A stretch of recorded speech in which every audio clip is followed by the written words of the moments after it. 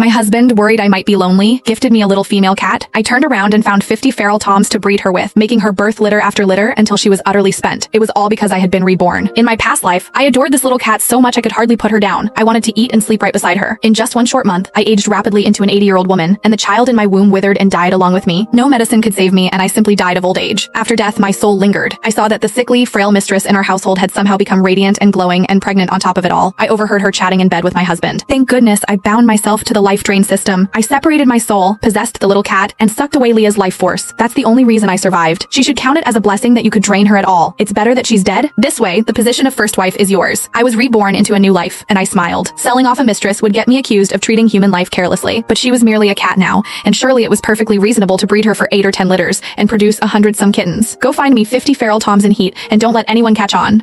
I gripped the hand of my personal maid, Ember Smeeth, and gave her my orders. The cat had just been brought to my chambers. The other maids were fawning over it like it was the most precious thing they had ever seen, crowding around and cooing. Ms. Linton is truly so kind-hearted. She's practically on her deathbed with her illness, and yet she still thinks of you, my lady. She even asked Mr. Hughes to find you a cat. Exactly. If Ms. Linton hadn't suggested it, would Mr. Hughes have even thought of you? The cat climbed right onto my pregnant belly, then deliberately pressed down hard with its paws a few times. A cold, vicious glint flashed in the corners of its eyes. A chill ran through me instantly. In my past life, Jocelyn Linton had bound herself to the life drain system and possessed this very cat. She had clung to my side day and night, draining my lifespan dry and killing my unborn child. Everyone around me gushed over how adorable the little cat was, but I flung it away from me as if I had been shocked. In my previous life, this cat was sent into my chambers, and I poured my heart into caring for it. I ate and slept right beside it. Yet the very next morning, I woke up to find several strands of white hair on my head. By the 3rd day, my skin began to sag. By the 4th, my eyes started to cloud over. By the 20th day, my body had aged so severely that it could no longer sustain the child inside me. The baby in my womb became a corpse. The miscarriage alone nearly killed me. Before the month was out, I had withered into an old woman and died in my sickbed. At the time, I thought I had caught some strange disease. I searched the land for the finest physicians, but none of them could find an answer. It was only later that I learned the truth. It was Jocelyn's life drain system all along. My lady, this is Miss Linton's kind gesture. Why don't you give the little cat a name? The maids urged me on. A sly gleam flickered in their eyes. They still took me for the same naive fool from my past life, the clueless wife who did not know what jealousy was. I simply curved my lips into a smile, leaned back against the chaise, and spoke lazily. It's just a cat, a worthless little life. Since Jocelyn sent it, it will take her name. From now on, she'll be called Josie the Wretched Cat. The moment those words left my mouth, the cat I had tossed to the floor puffed up its fur. A vicious hiss rose from its throat, claws out, lunging toward me with pure hatred in its eyes. Jocelyn is practically dying, and you give the cat a name like that to humiliate her? Leah Gilbert, you've gone too far. A tall figure strode into the room. Edmund Hughes furrowed his brow slightly and pulled Josie protectively behind him. The maids put on a show of outrage as well. My lady, Miss Linton thought of you even from her sickbed and went out of her way to find this cat to keep you company. And this is the thanks she gets. Ms. Linton is nothing but gentle and kind. Yet some people are so jealous they can't even tolerate a cat. If I were my lady, I'd worry about the karma. I looked up at all these people in this household,